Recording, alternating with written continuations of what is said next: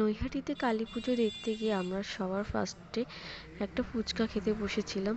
তো সত্যি কথা বলতে কি এখানে আমাদের রিয়াকশন তো একদমই দেখবে না, কারণ আমরা যেখানেই ফুচকা খাই না কেন আমরা একটু ভালো রিয়াকশন দিই।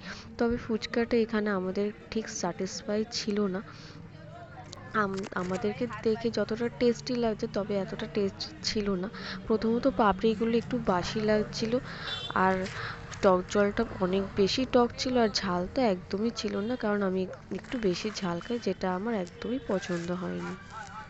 আর এটা আমি খুব ভালো করে জানি যে সব জায়গায় সবসময় সমান হয় না, কিছু কিছু সময় একটু আলাদাও হয়।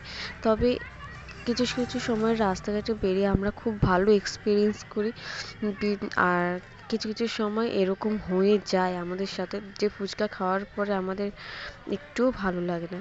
টাটা।